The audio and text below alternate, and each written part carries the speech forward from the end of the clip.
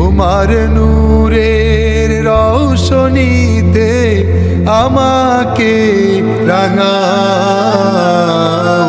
প্রিয় করে নাও গো প্রভু, প্রিয় করে নাও। আসসালামু আলাইকুম ওয়া রাহমাতুল্লাহি ওয়া বারাকাতুহু। আলহামদুলিল্লাহ আলহামদুলিল্লাহিল্লাযী আনজালা আলা আবদিহিল কিতাব ওয়া হাযামা ওয়াহদাহুল আহযাব ওয়া জা'আলা কাইদাল কাফিরিনা ফী তাবাব ওয়া আশহাদু আন লা ইলাহা ইল্লাল্লাহু ওয়াহদাহু লা শারীকা লাহু রাব্বুল আরবাব ওয়া মুসাব্বিবুল আসবাব وأشهد أن سيدنا ونبينا محمدًا عبد الله ورسوله كان خلقه الكتاب ورأيه الصواب صلى الله تعالى عليه وعلى آله وصحبه إلى يوم الدين والحساب أما بعد فأعوذ بالله من الشيطان الرجيم بسم الله الرحمن الرحيم وقالوا يا أيها الذي نزل عليه الذكر إنك لمجنون لو ما تأتينا بالملائكة إن كنت من الصادقين ما ننزل الملائكة إلا بالحق وما كانوا إذا منظرين إنا نحن نزلنا الذكر وإنا له لحافظون ولقد أرسلنا من قبلك في شيع الأولين وما يأتيهم من رسول إلا كانوا به يستهزئون كذلك نسلكه في قلوب المجرمين لا يؤمنون به وقد خلت سنة الأولين ولو فتحنا عليهم بابا من السماء فظلوا فيه يعرجون لقالوا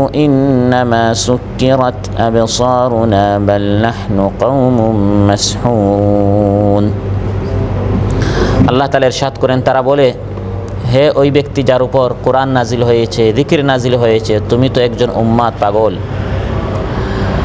তুমি যদি সত্যবাদী হও তাহলে আমাদের নিকট ফিরিস্তা নিয়ে আসো না কেন? আমি আল্লাহ তাআলা তো যথার্থ কারণ ছাড়া ফিরিস্তা নাজিল করি না, আর ফিরিস্তা নাজিল হলে তাদেরকে আর অবকাশ দেওয়া হবে না। নিশ্চয় আমি আল্লাহ তাআলা এই কোরআন, এই যিকির নাজিল করেছি, আর এই কোরআনের সংরক্ষণের দায়িত্ব আমি আল্লাহর। আর অবশ্যই আপনার আগের জাতিদের মধ্যেও আমি রাসূল পাঠিয়েছি। তাদের নিকট যখনই কোনো রাসূল এসেছে তারা মশকারি করেছে, উপহাস করেছে। আর এভাবেই এই কোরআনকে আমি মুজরিমদের, অপরাধীদের অন্তরে প্রবেশ করাই। তারা ঈমান আনে না, আর এর আগে এর অনেক দৃষ্টান্ত গত হয়েছে। আর যদি আসমান পর্যন্ত তাদের জন্য একটি দরজা খুলে দেয়া হয় আর তারা সেই আসমানে আরোহণ করে, তাও তারা ঈমান আনবে না, বরং বলবে আমাদের চোখকে জাদু করা হয়েছে, আমরা তো জাদুগ্রস্ত এক কওম।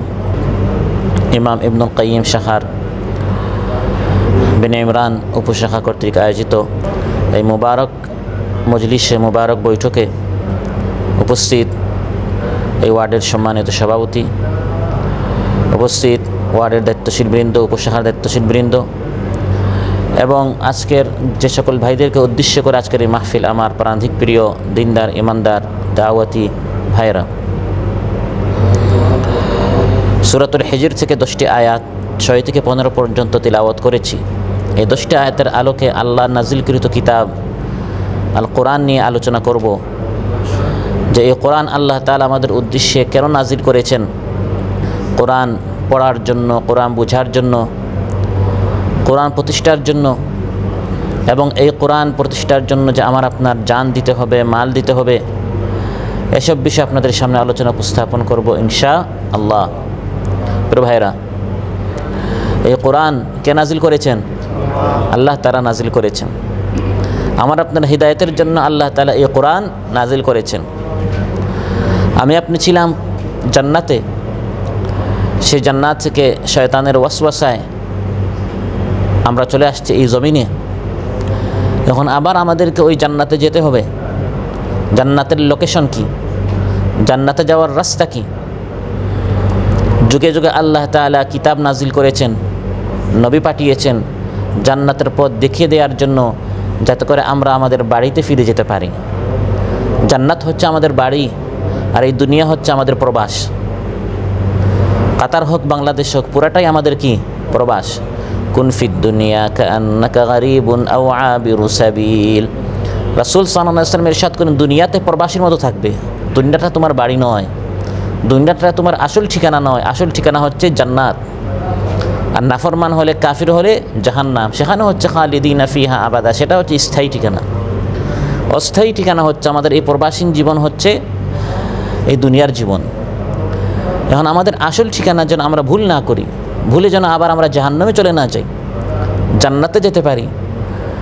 এই জন্য যুগে যুগে আল্লাহ তাআলা কিতাবও নাজিল করেছেন, নবীও পাঠিয়েছেন। তাদের দায়িত্ব হচ্ছে উম্মতিদেরকে ওই জান্নাতের রাস্তাটি, জান্নাতের লোকেশনটি, সিরাতে মুস্তাকিম, সহজ সরল রাস্তাটি এসে বলে দেয়া।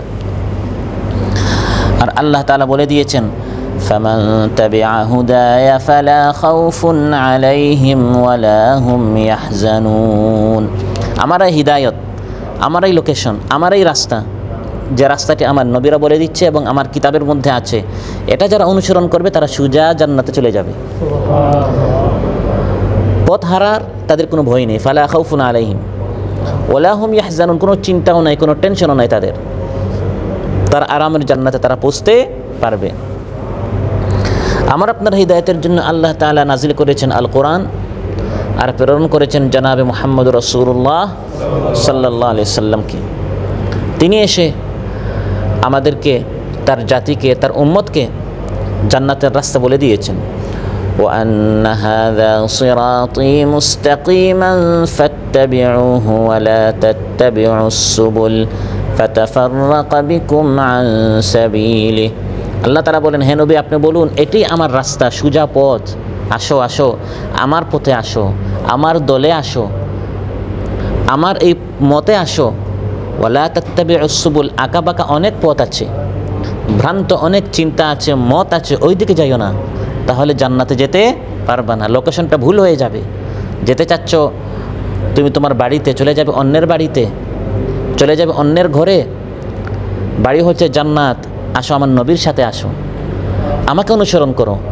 লাকাদ কানা লাকুম ফি রাসূলিল্লাহি উসওয়াতুন হাসানাহ লিমান কানা ইয়ারজুল্লাহা ওয়াল ইয়াউমাল আখির ওয়া যাকারাল্লাহা কাসীরা।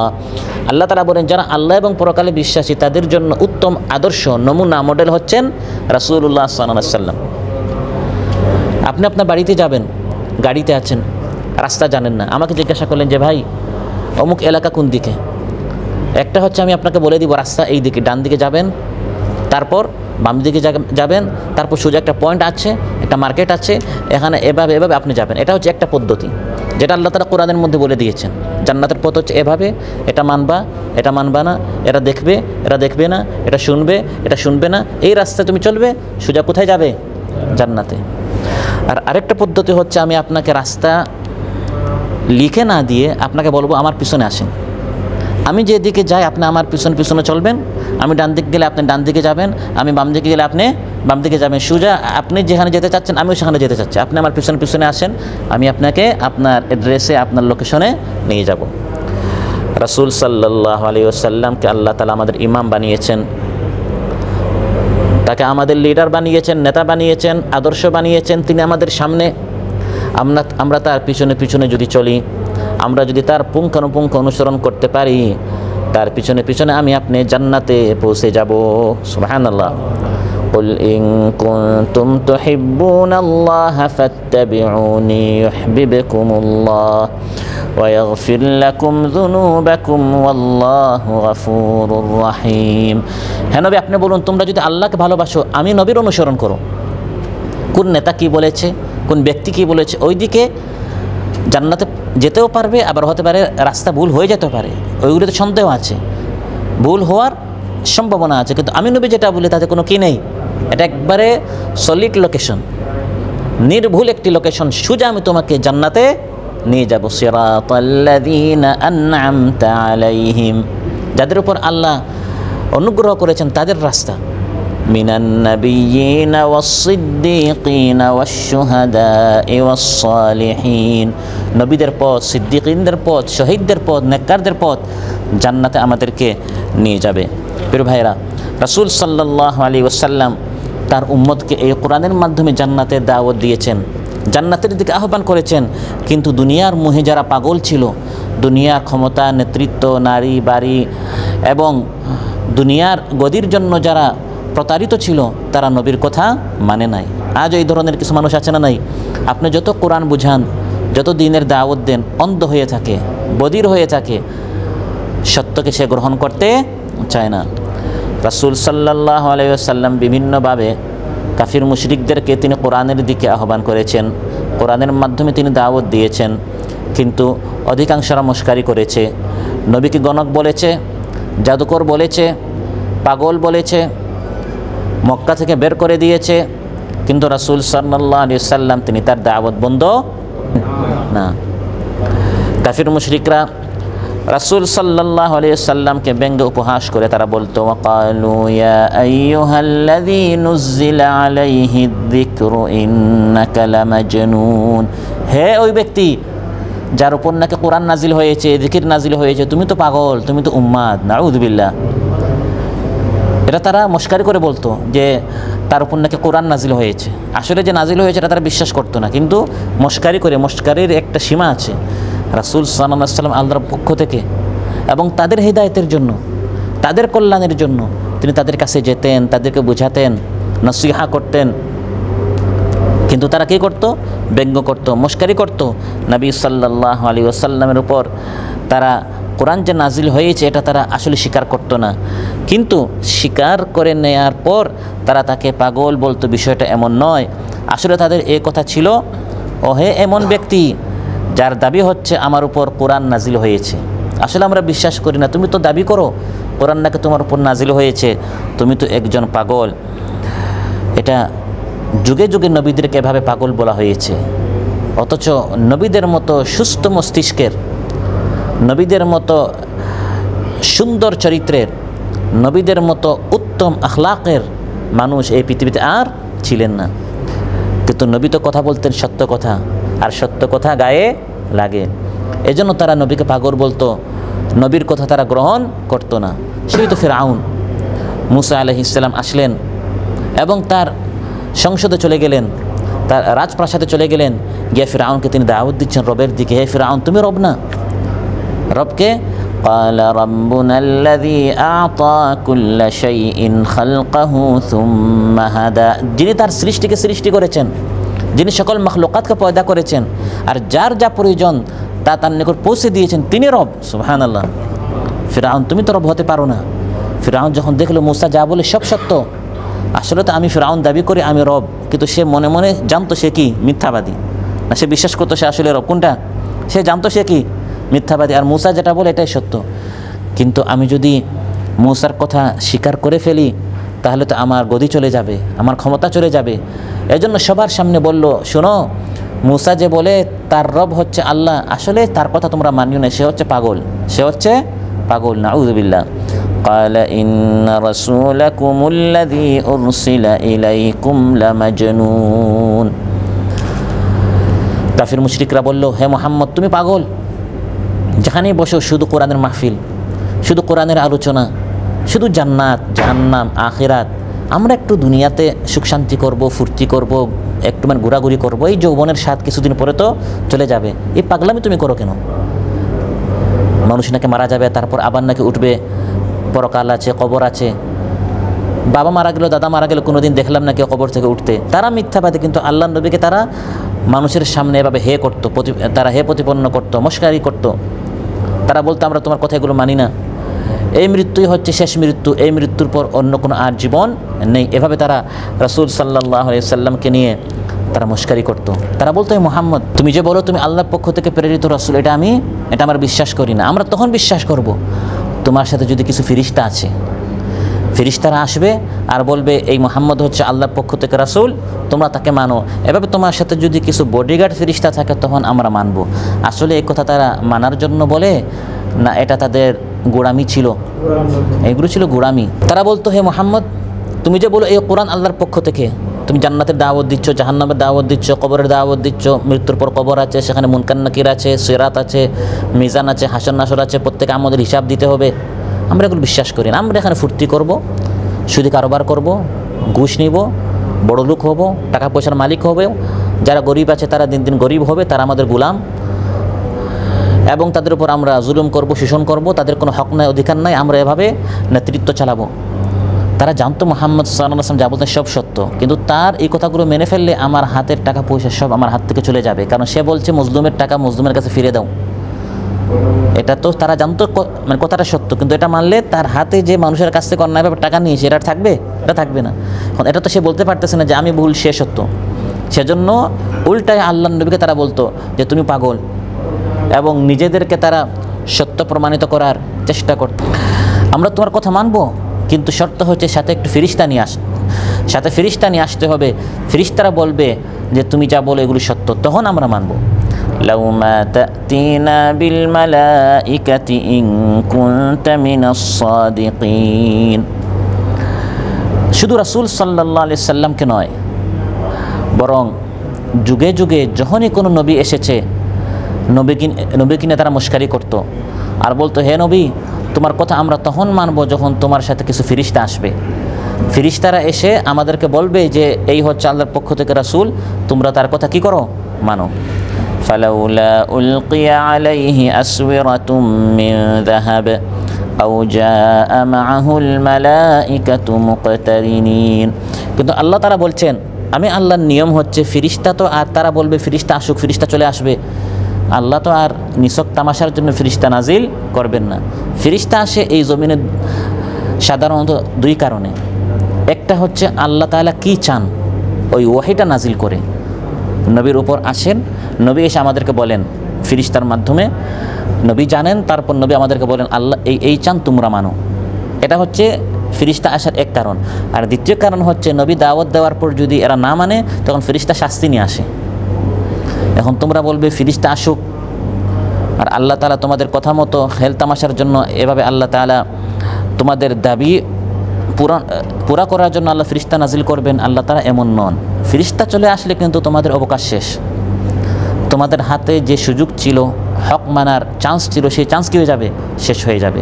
আমার নবী যা বলছে সেগুলো তোমরা মানো, সেগুলো তোমরা গ্রহণ করো।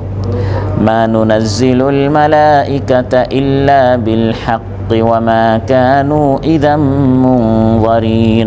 আল্লাহ বলেন আমি যথার্থ কারণে ফেরেশতা নাজিল করি, হয় ওয়াহি বা শাস্তি, দুইটার মধ্যে একটা দিয়া। আর যদি ফেরেশতা শাস্তি নিয়ে চলে আসে, ওয়া মা কানু ইযাম মুনযারিন, আর তাদেরকে হক মানার সুযোগ দেয়া হবে না, অবকাশ দেয়া হবে না, তখন কিন্তু সত্যকে মানতেই হবে। অতএব আসো, আমার নবীর বিরোধিতা না করে, সত্য প্রত্যাখ্যান না করে, আমার নবী যে কোরআন নিয়ে এসেছেন আমার পক্ষ থেকে, সেই কোরআন তোমরা কি করো, গ্রহণ করো। আমার কোরআনের প্রত্যেকটা অক্ষর সত্য, প্রত্যেকটা আয়াত সত্য, প্রত্যেকটা বাণী সত্য। এই কোরআন মাথায় রাখার মতো জিনিস, গ্রহণ করার মতো জিনিস, মানার মতো জিনিস। এই কোরআন প্রত্যাখ্যান করার মতো জিনিস নয়। ইন্না নাহনু নাযালনা যিকরা ওয়া ইন্না লাহু লাহাফিযুন। আল্লাহ তাআলা বলেন এই যিকির আমি আল্লাহ তাআলা নাজিল করেছি, এবং এই যিকিরের হেফাজত করার দায়িত্ব, সংরক্ষণ করার দায়িত্ব আমি আল্লাহ তাআলা। সুবহানাল্লাহ। কোরআন এর একটি নাম হচ্ছে কোরআন, আর আলোচ্যতে আল্লাহ তাআলা এই কোরআনের এক নাম দিয়েছেন যিকির। এর নাম কি? যিকির বলতে শুধু আমরা কয়েকটা শব্দ জানি, সুবহানাল্লাহ, আলহামদুলিল্লাহ, লা ইলাহা ইল্লাল্লাহ, আল্লাহু আকবার, এগুলো যিকির। কিন্তু এগুলোর পাশাপাশি সর্বোত্তম যিকির হচ্ছে আল্লাহর এই কোরআন, যে কোরআনের মাধ্যমে বান্দা আল্লাহকে স্মরণ করে। সুবহানাল্লাহ। যিকির বা বাণী শব্দটি কোরআন মাজিদে আল্লাহ তাআলার বাণীর জন্য এখানে ব্যবহার করা হয়েছে। আর এ বাণী হচ্ছে আগাগোড়া উপদেশমূলক। যিকির মূলত হচ্ছে স্মরণ, যে জিনিসের মাধ্যমে কাউকে স্মরণ করা হয় এটাকে যিকির বলা হয়। কোরআনের আলোচনা হলে আমরা কাকে স্মরণ করি? আল্লাহ তাআলাকে আমরা স্মরণ করি। আগের নবীদের উপর যে সকল কিতাব নাজিল হয়েছে ওগুলোও জিকির, কারণ ওইগুলো পরে পরে উম্মত আল্লাহকে স্মরণ করত। আর আমাদের উপর যে কিতাব নাজিল হয়েছে আল কোরআন, এটাও জিকির, কারণ এই কোরআন পরে পরে আমরা আল্লাহ তাআলাকে স্মরণ করি। এই জন্য এই আয়াতে আল্লাহ তাআলা এই কোরআনের নাম দিয়েছেন জিকির। ইন্না নাহনু নাজ্জালনা যিকর। এই কোরআন পরে পরে বান্দা আল্লাহকে চিনবে, আল্লাহকে জানবে, আল্লাহর হুকুম জানবে, আল্লাহর হুকুম মানবে। কি পরে পরে? কোরআন পরে পরে আল্লাহর কথা স্মরণ হবে। এই জন্য এই কোরআনকে আল্লাহ বলেছেন জিকির। সর্বশেষ আল্লাহকে স্মরণ করেছে কোরআন পড়ে। কখন? অনেক মুসলমান জানে না, কোরআন পড়ে না, কোরআন হাতে নেয় না, কোরআনের পৃষ্ঠা উল্টায় না, কোরআন মুখস্থ করতে চায় না। পৃথিবীর কত মানুষের কথা আমরা মুখস্থ করেছি, কত কবিতা আমরা মুখস্থ করেছি। স্কুলে যখন আমরা পড়ি, মাদ্রাসায় যখন পড়ি, মানুষের লেখা কত বই আমরা পড়ি, মানুষের কথা স্মরণ হয়। কিন্তু যে কোরআন পড়লে আল্লাহর কথা স্মরণ হয়, সেই কোরআন কবে সর্বশেষ পড়েছে আমাদের অনেকের স্মরণ নেই। এই জন্য আল্লাহকে স্মরণ করতে হলে কী পড়তে হবে? কোরআন পড়তে হবে। আল্লাহ তাআলা বলেন, ওয়ামান আ'রাদা আন যিকরি ফাইন্না লাহু মাঈশাতান দানকা। আমার এই জিকির থেকে যে ব্যক্তি মুখ ফিরিয়ে নেবে, আমি তার জীবনটা সংকীর্ণ করে ফেলবো। কি করে ফেলবো? আমি ভাবছি আমি কোরআন থেকে যদি দূরে যাই তাহলে আমার জীবনটা আরও সুখে হবে, আমি আরও একটু শান্তিতে থাকবো, কোরআনের বিধানগুলো মানলে আমার জীবনটা একটু টাইট হয়ে যাবে, এটা আমরা মনে করি। পর্দা এর বিধানটা যদি আমরা চালু করি তাহলে ঘরে একটু এক ধরনের জেলখানার মতো, অমুকের সামনে যাওয়া যাবে না, অমুকের সাথে কথা বলা যাবে না, একসাথে খাবারের টেবিলে বসা যাবে না। কোরআনের বিধানগুলো একটু জেলখানার মতো, একটু কয়েদি বন্দি জীবনের মতো। আর একটু আমি যদি মানে আধুনিক মনে যদি আমি হতে চাই, একটু ফ্রি মাইন্ডে যদি আমি হতে চাই, তাহলে কোরআনের বিধান বাদ দিলে আমি একটু সুখ শান্তিতে থাকবো। কিন্তু কোরআন বলছে উল্টা, ওয়ামান আ'রাদা আন যিকরি। কোরআন থেকে, আল্লাহর জিকির থেকে যদি তুমি মুখ ফিরিয়ে নাও, আমি তোমার জীবনটা সংকীর্ণ করে ফেলবো। কোরআন থেকে মুখ ফিরিয়ে নিয়ে এই পৃথিবীতে শান্তি পেয়েছে এর একটা দৃষ্টান্ত নেই। বাহ্যিকভাবে আপনি দেখবেন তার ঘর বাড়ি হয়েছে, প্রাসাদ হয়েছে, জায়গা জমিন হয়েছে, বিশাল অট্টালিকা হয়েছে, কিন্তু এর ভিতরে ঢুকে দেখেন এগুলো তার অশান্তির কারণ। হিংসা বিদ্বেষ বেড়েছে, পরস্পর শত্রুতা বেড়েছে, ভাই ভাইয়ে দ্বন্দ্ব হয়েছে, ছেলেরা কথা শুনে না, স্ত্রী অবাধ্য হয়েছে, বাহ্যিকভাবে টাকা পয়সা বাড়ছে, কিন্তু কোরআনের বিধান, আল্লাহর স্মরণ, জিকির না থাকার কারণে দেখা গেল এই সবগুলো আছে বাহ্যিক সুখ, কিন্তু ভিতরে কোনো শান্তি নেই। এগুলো আমাদের হচ্ছে কি না? হচ্ছে। প্রিয় ভাইরা, কোরআন আল্লাহ তাআলা নাজিল করেছেন এমন কালাম যে এই কোরআন আল্লাহ সংরক্ষণও করেছেন। সুবহানাল্লাহ। আমরা এমন একটা কোরআন পেয়েছি যে কোরআনের প্রত্যেকটা অক্ষর আল্লাহর, প্রত্যেকটা শব্দ আল্লাহর, প্রত্যেকটা আয়াত আল্লাহর, অবিকৃত অবস্থায় এখানে মানুষের কোনো একটি শব্দ প্রবেশ হয় নাই। সুবহানাল্লাহ। আল্লাহর পক্ষ থেকে যখন হযরত জিবরিল নিয়ে আসেন, তিনি তার পক্ষ থেকে একটা শব্দ এখানে ঢুকান নাই। আবার হযরত জিবরিল আলাইহিস সালাম যখন মহানবী সাল্লাল্লাহু আলাইহি সাল্লামকে এই কোরআন তার উপর ওয়াহি করেছেন, তখন মহানবী সাল্লাল্লাহু আলাইহি সাল্লাম আমাদের নিকট বলার সময় তার পক্ষ থেকে একটা শব্দও যোগ করেন নাই, মাইনাসও করেন নাই, বিয়োগও করেন নাই। বরং তিনি যদি তার পক্ষ থেকে একটি শব্দ যোগ করেন, ওয়ালাউ তাকাওয়ালা আলাইনা বা'দাল আকাওয়িল লাআখাযনা মিনহু বিল ইয়ামিন সুম্মা লাকাতা'না মিনহুল ওয়াতিন। আল্লাহ তাআলা বলেন, এই কোরআন আমি কিভাবে সংরক্ষণ করেছি, ওয়া ইন্না লাহু লাহাফিযুন। এই কোরআনের মধ্যে কোনো মানুষের একটা শব্দও নাই, এমনকি আমার নবীও যদি এই কোরআনের মধ্যে আমি আল্লাহর নামে, আমি আল্লাহ বলি নাই, তিনি তার পক্ষ থেকে একটি শব্দ যদি ঢুকিয়ে দেন, আমি আল্লাহ তাআলা ডান হাত দিয়ে তার কণ্ঠনালীকে চেপে ধরব, তখন তোমরা কেউ তার কোনো সাহায্যে আসতে পারবে না। এটা আমাকে আপনাকে বোঝাবার জন্য এই কঠিন শব্দ আল্লাহ ব্যবহার করেছেন যে এই কোরআন আমার আপনার পর্যন্ত অবিকৃত অবস্থায় রয়েছে। সুবহানাল্লাহ। সব ধরনের অবৈধ হস্তক্ষেপ, বিকৃতি সাধন, পরিবর্তন হতে এই কোরআনকে রক্ষা করা, এটি আমি আল্লাহর দায়িত্ব। ওয়া ইন্না লাহু লাহাফিযুন। অতএব কোরআন সেভাবেই আজ সুরক্ষিত আছে যেভাবে এই কোরআন অবতীর্ণ হয়েছে। তাওরাত নেই, ইঞ্জিল নেই, বাইবেল নেই, এগুলো বিকৃত করা হয়েছে, যাদের উপর নাজিল হয়েছে তাদেরকে দায়িত্ব দেওয়া হয়েছে, তোমরা এটার হেফাজত করো। বিমাস্তাহফিযু মিন কিতাবিল্লাহ, আল্লাহর কিতাবের দায়িত্ব তাদেরকে দেওয়া হয়েছে। তারা দায়িত্ব পালন করে নাই নিজেরা নিজেদের মতো। যেখানে সুদের আয়াত আছে এটাকে তারা সুদকে হালাল করে ফেলেছে নিজের স্বার্থে, ঘুষকে তারা হালাল করে ফেলেছে, মিথ্যা কথাকে তারা আল্লাহর আয়াতকে মুছে দিয়ে নিজের পক্ষ থেকে এক একটা শব্দ তারা যোগ করে ফেলেছে। ফলে এখন তাওরাত বিকৃত অবস্থায়, ইঞ্জিল বিকৃত অবস্থায়, কিন্তু কোরআন অবিকৃত অবস্থায়। সুবহানাল্লাহ। পৃথিবীর শ্রেষ্ঠ আলিম, শ্রেষ্ঠ কারি, 60 বছর বয়স, 70 বছর বয়স, এই পুরা এলাকার মধ্যে সবচেয়ে বড় যিনি মুফাসসির আলিম, তিনি যদি এখানে তাফসির করতে দাঁড়ান আর কোরআনের একটি শব্দ যদি তিনি ভুল পড়েন, একটার জায়গায় যদি তিনি আরেকটা বলেন, যত বড় আলিম হন না কেন, কারি হন না কেন, ছোটো ছোটো বাচ্চা রয়েছে, 5 বছর, 6 বছর, 7 বছরের হাফিজ, এই বড় বড় আলিমের মুখের এই ভুল আয়াতটি এই ছোটো ছোটো বাচ্চারা ঠিক করে দিবে। সুবহানাল্লাহ। যেভাবে কোরআন নাজিল হয়েছে সেভাবে ছোটো ছোটো বাচ্চারা অবিকৃত অবস্থায় পুরা কোরআনটা বুকে ধারণ করেছে। সুবহানাল্লাহ। কোরআনকে আল্লাহ সংরক্ষণ করে রেখেছেন, কেউ চাইলেই এই কোরআনকে পরিবর্তন করতে পারবে না। ডান দিক থেকে, বাম দিক থেকে, সামন থেকে, পিছন থেকে আল্লাহ এটাকে সংরক্ষণ করেছেন। লা ইয়াতিহিল বাতিলু মিন বাইনি ইয়াদাইহি ওয়ালা মিন খালফিহি তানজিলুম মিন হাকিমিন হামিদ। কিয়ামত পর্যন্ত সত্যের উপর প্রতিষ্ঠিত একটি দল থাকবে, যারা এই কোরআনের উপর কেউ যদি আঘাত আনতে চায় বা কোরআনের কোনো বিধান কেউ যদি চেঞ্জ করতে চায়, এই সত্যের উপর প্রতিষ্ঠিত দল তারা বাধা দেয়। তারা সত্য কথা বলে যে কোরআনের বিরুদ্ধে কোনো ষড়যন্ত্র আমরা স্বীকার করব না। এটি হচ্ছে আল্লাহ কোরআন সংরক্ষণ করার এটাও একটা পদ্ধতি। লা ইয়াজালু তাইফাতুন মিন উম্মতি আলাল হাক্কি যাহিরিন। কিয়ামত পর্যন্ত একটি দল আমি আল্লাহ তাআলা এই জমিনে টিকিয়ে রাখবো, তারা সত্যের উপর অটল থাকবে। তুমি চাইবে আর মদের লাইসেন্স দিয়ে দিবে, তুমি চাইবে আর অশ্লীলতা, নগ্নতা, বেহায়াপনা চালু করবে না। আমি এক দল কোরআন সুন্নাহর উপর প্রতিষ্ঠিত দল, আমি আল্লাহ তাআলা ওয়া ইন্না লাহু লাহাফিজুন, এই কোরআনের বিধান সংরক্ষণ করার জন্য, কোরআনের কালাম সংরক্ষণ করার জন্য, কোরআনের অক্ষর, শব্দ, আয়াত সংরক্ষণ করার জন্য আমি একদল হাফিজ, একদল আলিম, একদল দাঈ, একদল মুজাহিদ আমি এই পৃথিবীতে সৃষ্টি করে রেখেছি। সুবহানাল্লাহ। অতএব এই কোরআন নাজিল করার দায়িত্ব আমি আল্লাহর, সংরক্ষণ করার দায়িত্ব আমি আল্লাহর, এবং যেভাবে আমি আল্লাহ তিলাওয়াত করেছি যাতে করে আমরা সবাই এভাবে নির্ভুলভাবে তিলাওয়াত করতে পারি, এটাও আল্লাহ নিজের দায়িত্ব। সুবহানাল্লাহ। ইন্না আলাইনা জামআহু ওয়া কুরআনা ফাইযা ক্বরানাহু ফাত্তাবি' কুরআনা সুম্মা ইন্না আলাইনা বায়ানা।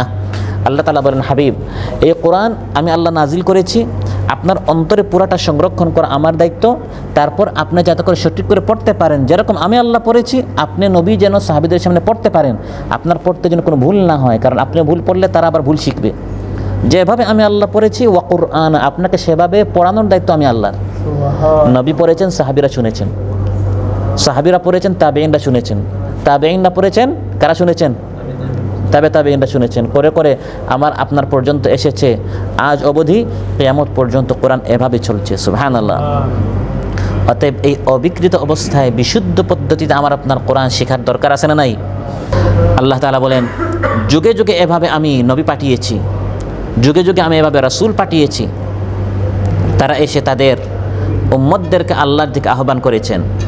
ওয়ালাকাদ আরসালনা মিন ক্বাবলিকা ফি শিয়াইল আউয়ালিন, আমি এভাবে আপনার আগের উম্মতিদের নিকটও রাসূল পাঠিয়েছি। প্রত্যেক উম্মতের নিকট আল্লাহ কি পাঠিয়েছেন? রাসূল পাঠিয়েছেন। রাসূল না পাঠিয়ে আল্লাহ কোনো উম্মতকে শাস্তি দেন না।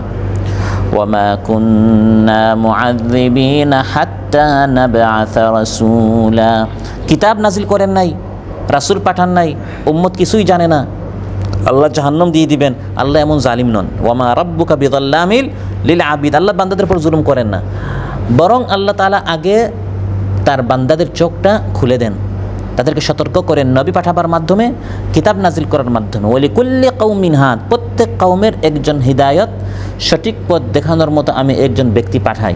যুগে যুগে এরকম দাঈ আল্লাহ তাআলা পাঠিয়েছেন পথ হারা মানুষকে সঠিক পথ দেখাবার জন্য, এবং তাদের দাওয়াত একটাই ছিল, ওয়ালাকাদ বাআসনা ফি কুল্লি উম্মাতির রাসূলান আন ইবুদুল্লাহা ওয়াজতানিবুত الطاغوت প্রত্যেক উম্মতের নিকট আমি নবী পাঠিয়েছি, তাদের দাওয়াত একটাই ছিল, আল্লাহকে মানো, তাগুতকে বর্জন করো, বাতিলকে বর্জন করো। আল্লাহর বিধান মানতে যারা বাধা সৃষ্টি করে, নিজেও আল্লাহর হুকুম মানে না, অন্যকে আল্লাহর হুকুম মানতে দেয় না, তাদেরকে বাদ দাও।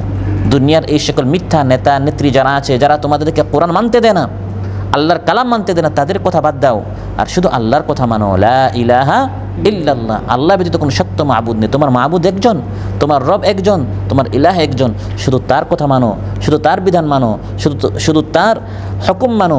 তিনি হচ্ছেন তোমার আইনদাতা, বিধানদাতা, শাসনকর্তা। তার বিধান মানলেই কবরে গিয়ে তুমি সঠিক উত্তর দিতে পারবে। যখন প্রশ্ন করা হবে মান রব্বুকা, তোমার রবকে, তখন তুমি বলবে রাব্বি আল্লাহ, সুবহানাল্লাহ। তোমার রবকে, বান্দা বলবে আমার রব আল্লাহ। কারণ দুনিয়াতে যখন আমাকে কোরআন খুলে খুলে বোঝানো হয়েছে, আমার রবের বিধান যখন শেখানো হয়েছে, আমি তখন আমার রবের বিধান মেনেছি, আমি তখন আমার রবের হুকুম মেনেছি। বান্দা তখন কবরে বলবে রাব্বি আল্লাহ, দীনিয়াল ইসলাম, নবী মুহাম্মদুর রাসূলুল্লাহ সাল্লাল্লাহু আলাইহি সাল্লাম। তখন জান্নাত পর্যন্ত কবরে একটি দরজা খুলে দেওয়া হবে। সে কবরে শায়িত অবস্থায় বলা হবে যে ইফরিশু লাহু ফিরাশাল জান্নাহ, জান্নাতি বিছানা তার কবরে বিছিয়ে দাও। আলবিসুহু লিবাসাল জান্নাহ, জান্নাতে পোশাক পরিয়ে দাও, জান্নাতে সুঘ্রাণ জারি করো। জান্নাত পর্যন্ত ওয়াফতাহু লাহু বাবান ইলাল জান্নাহ, জান্নাত পর্যন্ত একটি দরজা খুলে দাও। কিয়ামত পর্যন্ত এই ব্যক্তি কবরে থাকবে, কিন্তু জান্নাতি সুঘ্রাণ তার কবরে আসতেই থাকবে, আসতেই থাকবে। সুবহানাল্লাহ। রবকে মেনেছে, রবের হুকুম শিখেছে, মেনেছে, পড়েছে, আনুগত্য করেছে, মানুষদেরকে বলেছে, দাওয়াত দিয়েছে, এই ব্যক্তি রবকে চিনার কারণে কবরে মান রাব্বুকা বলার সঙ্গে সঙ্গে কি বলবে? রাব্বি আল্লাহ। কারণ সে কারাতু কিতাব, আল্লাহর কিতাব পড়েছে, আল্লাহকে চিনতে পেরেছে। কিন্তু যে ব্যক্তি নবীদের কথা মানে নাই, বরং নবী যখনই এসেছেন মিথ্যা প্রতিপন্ন করেছে, কোরআনের দাওয়াত যখনই দেওয়া হয়েছে হাসাহাসি করেছে, মানে নাই, মস্কারি করেছে, কথা উড়িয়ে দিয়েছে, দাওয়াত গ্রহণ করে নাই, বারবার তাকে কোরআনের দাওয়াত দেয়া হয়, সুন্নার দাওয়াত দেয়া হয়, দ্বীনের দাওয়াত দেয়া, কিন্তু মানে না। কবরে সে বলবে হা হা লা আদরি, লা আদরি, আমার রবকে আমি জানি না, মা দীনুকা, দিনকে আমি জানি না। কারণ দুনিয়াতে এই সকল বৈঠকে আসে নাই, এই সকল মাহফিলে আসে নাই, কোরআন ক্লাসে বসে নাই, কোরআন শিখে নাই, দিনে আলোচনা এর প্রতি তার কোনো আগ্রহ ছিল না। আগ্রহ ছিল যেখানে গীবত হয়, হাসাহাসি হয়, মস্কারি হয়, ফেসবুকে, ইউটিউবে, সেখানে ঘন্টার পর ঘন্টা, কিন্তু কোরআন শিখার জন্য বসতে তার মন চাইতো না। কবরে গিয়ে বলবে আমি জানি না, জানি না, দিন জানি না, রব জানি না, নবী জানি না। তখন কবরে নিয়ামত পাবে না শাস্তি পাবে? শাস্তি পাবে। প্রিয় ভাইরা, যাতে করে ওই কবরের শাস্তি থেকে, জাহান্নামের শাস্তি থেকে আমি আপনি বাঁচতে পারি, যুগে যুগে আল্লাহ নবী পাঠিয়েছেন, কিতাব নাজিল করেছেন। আমরা এই নবীর কথা মানতে হবে, কোরআন আমাকে আপনাকে মানতে হবে।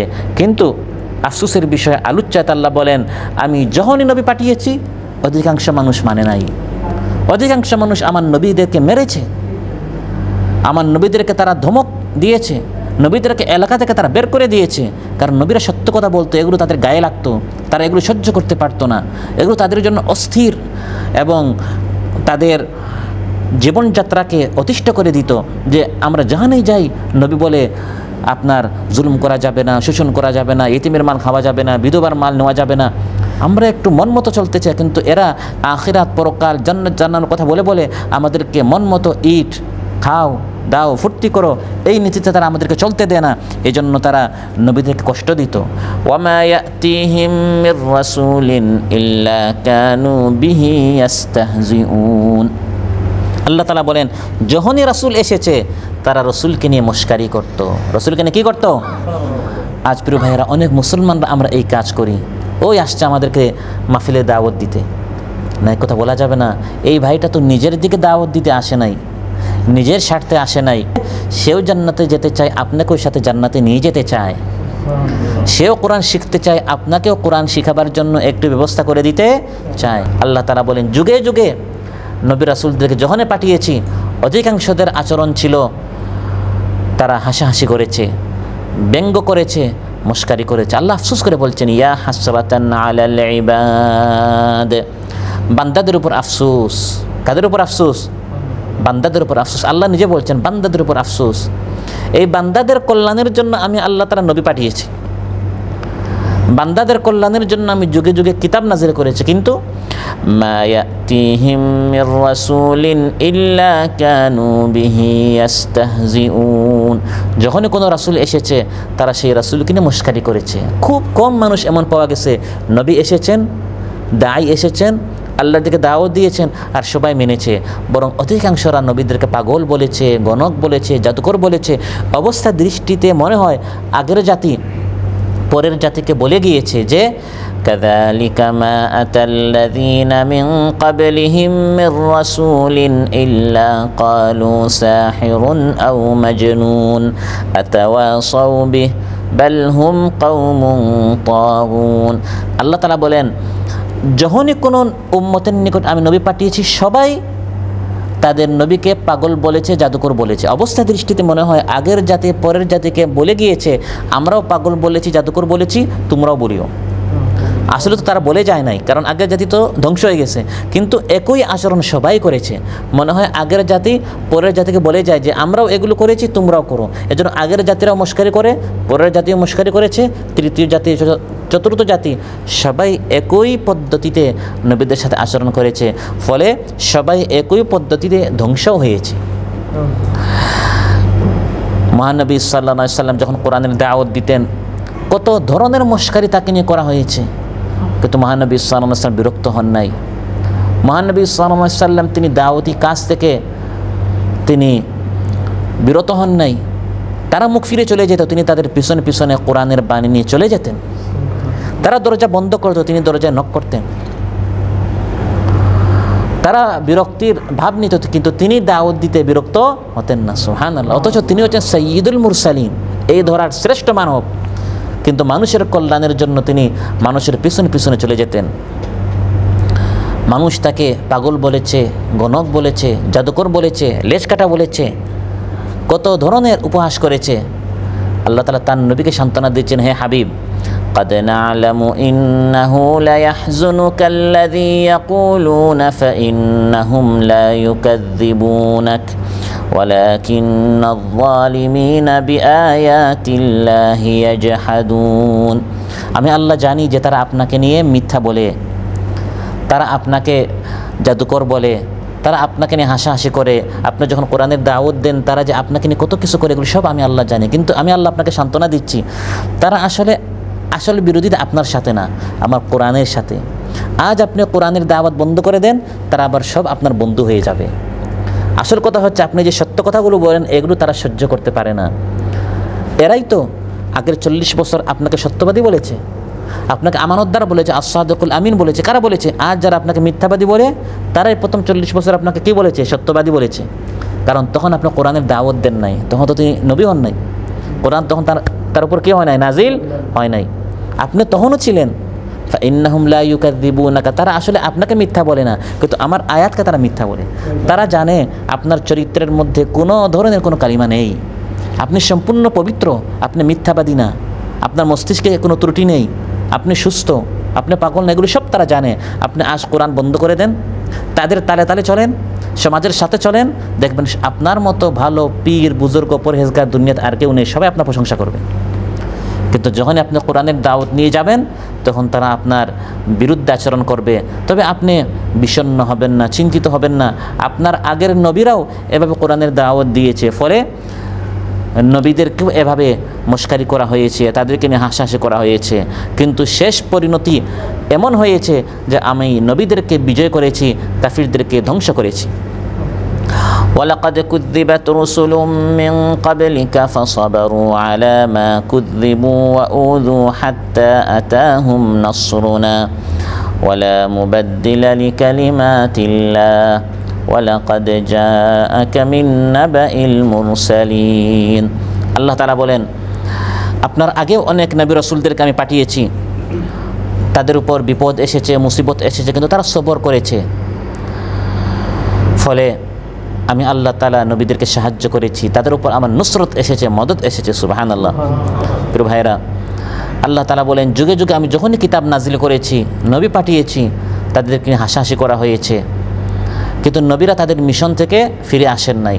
তারা দাওয়াতি কাজ চালিয়ে গিয়েছেন, তারা তাদের উম্মতদেরকে দাওয়াত দিয়েছেন, তারা তাদের উম্মতের চোখ খোলার চেষ্টা করেছেন। কাযালিকা নাসলুকুহু ফি কুলুবিল মুজরিমিনা লা ইউমিনুনা বিহি ওয়া ক্বাদ খালাত সুন্নাতুল আউয়ালিন।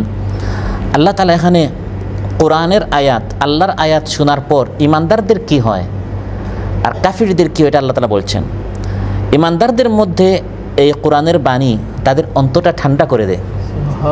কোরআনের মাহফিলে যখন তারা আসে বা কোরআন যখন তারা তিলাওয়াত করে বা কোরআন যখন তারা অধ্যয়ন করে, তখন হৃদয়ের শীতলতা, আত্মার খাদ্য এই কোরআনের মাধ্যমে তাদের অন্তরে প্রবেশ করে। তারা অস্থির হয় না, অশান্তি অনুভব করে না, বরং তাদের ঈমান বৃদ্ধি পায়। এটি হচ্ছে আপনার ঈমান মাপার একটি যন্ত্র।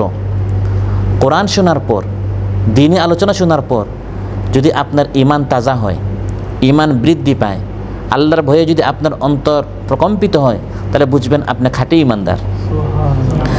ইন্নামাল মুমিনুনা আল্লাযীনা ইযা যুকিরাল্লাহু ওয়াজিলাত কুলুবুহুম ওয়া ইযা তুলিয়াত আলাইহিম আয়াতুহু যাদাতহুম ঈমানা।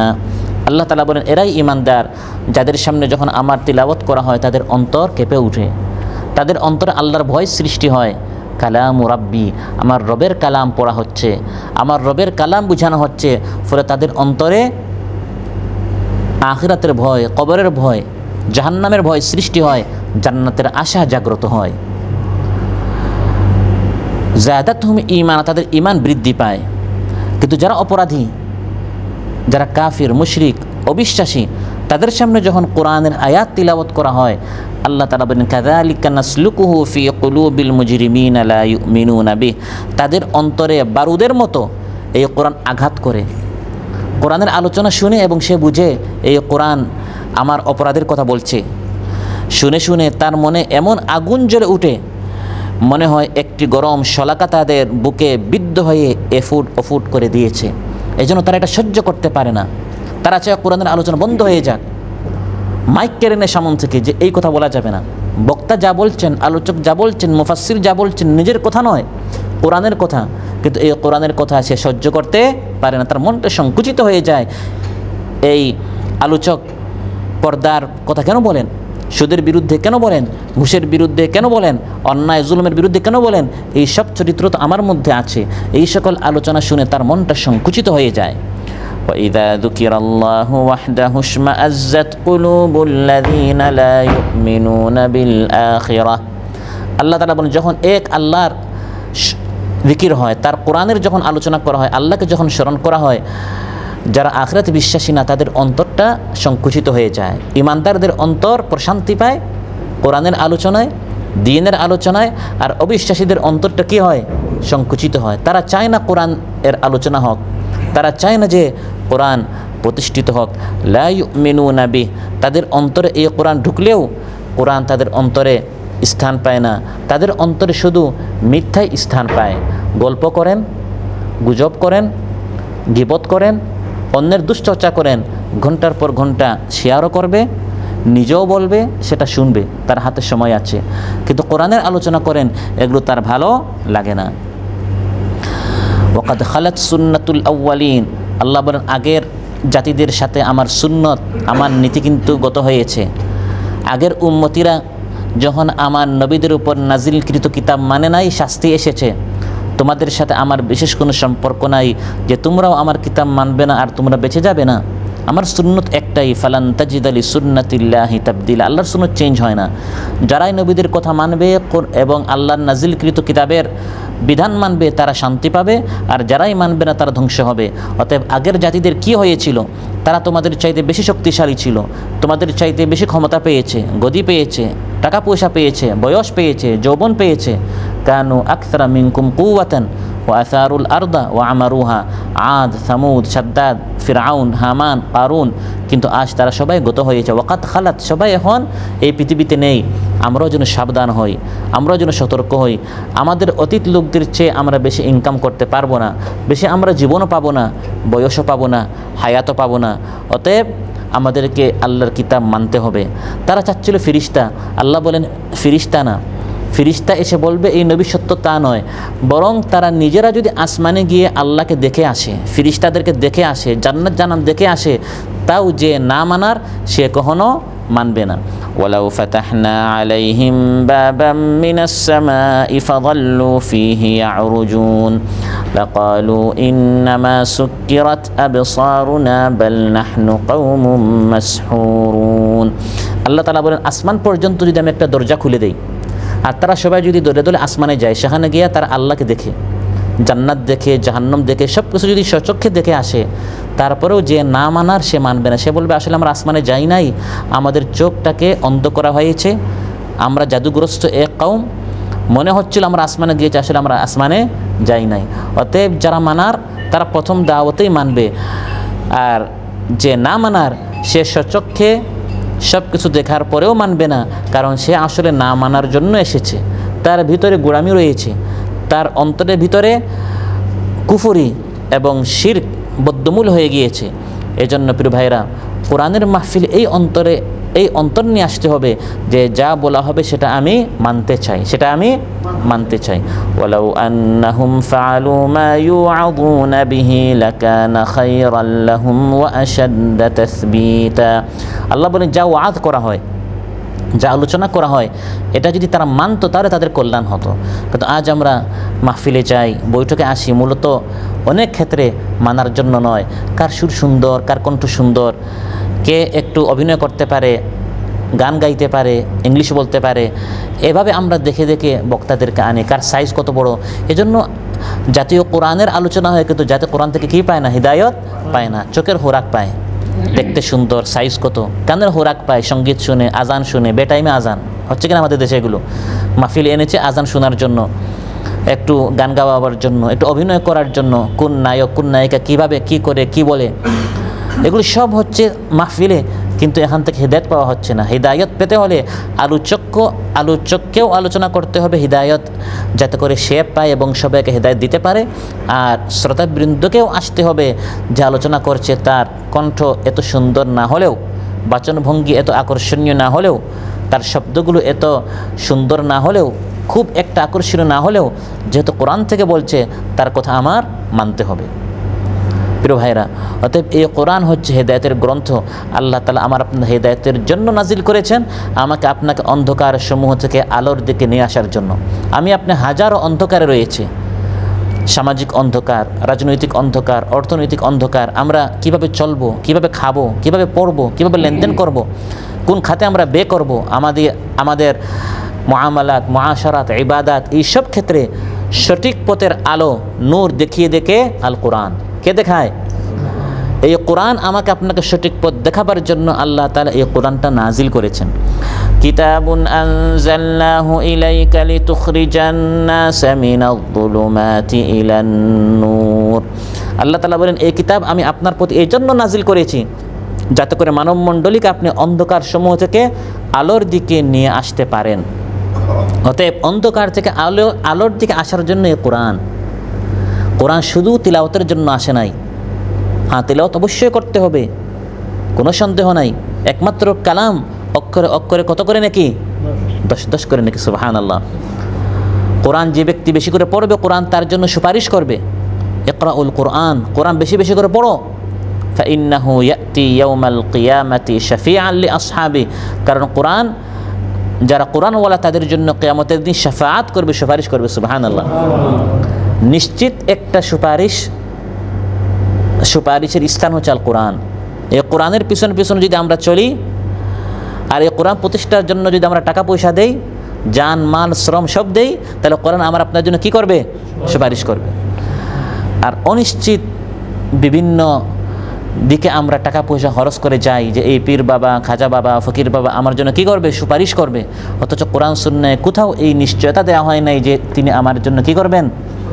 তিনি নিজে কিয়ামতের দিন, ওয়ামা আদরি মা ইউফআলু বি ওয়ালা বিকুম, আমি নবীও জানি না কিয়ামতের দিন আমার সাথে বা তোমাদের সাথে কি হবে। ভয়াল পরিস্থিতিতে, ভয়ঙ্কর এই অবস্থায় সুপারিশ করে জান্নাতে নিয়ে যাবে, নিজের অবস্থা কি হবে সেই পীর জানে না, সেই বুজুর্গ জানে না, তাহলে আমাকে সুপারিশ করে কিভাবে নিয়ে যাবে? কিন্তু একটা নিশ্চিত জিনিস হচ্ছে এই আল কোরআন, এটি আল্লাহর কালাম। এই কোরআনের সাথে যদি আমি সম্পর্ক করতে পারি, এই কোরআন আমাকে সুপারিশ করে জান্নাতে নিয়ে যাবে। সুবহানাল্লাহ। বরং হাদিসের মধ্যে এসেছে তো হাজ্জানে আন সাহিবিহিমা, আল্লাহ ফয়সালা করবেন এই বান্দাকে জাহান্নাম দাও, এই গুনাহ করেছে, এই গুনাহ করেছে। কোরআন এসে আল্লাহর সাথে ঝগড়া করবে, হে আল্লাহ, বান্দা অনেক গুনাহ করেছে বুঝলাম, কিন্তু এই বান্দা আমি কোরআনকে পড়েছে, আমি কোরআনকে বুঝেছে, এই কোরআন প্রতিষ্ঠার জন্য সে আমল করেছে, জান মাল শ্রম দিয়েছে, গুনাহ করেছে, কিন্তু এই গুনাহ করলেও আমি কোরআন সুপারিশ করছে, আল্লাহর সাথে ঝগড়া করে বান্দাকে জান্নাত নিয়ে যাবে। তো হাত জানে ঝগড়া করবে আল্লাহর সাথে, হে আল্লাহ আমি এই বান্দাকে জাহান্নামে যেতে দেব না। এটি হচ্ছে আদরের ঝগড়া, মহাব্বতের ঝগড়া। কোরআন দাবি করে বান্দাকে জান্নাত পর্যন্ত পৌঁছে দিবে। সে কোরআনের সাথে আমার আপনার সম্পর্ক গড়ার দরকার আছে না নাই? এই জন্য এই কোরআনকে আমাকে আপনাকে সৈশুদ্ধ করে শিখতে হবে, পড়তে হবে। কামা উনজিলা, যেভাবে কোরআন নাজিল হয়েছে সেভাবে পড়তে হবে। তোমার নূরের রৌশনীতে আমাকে রাঙা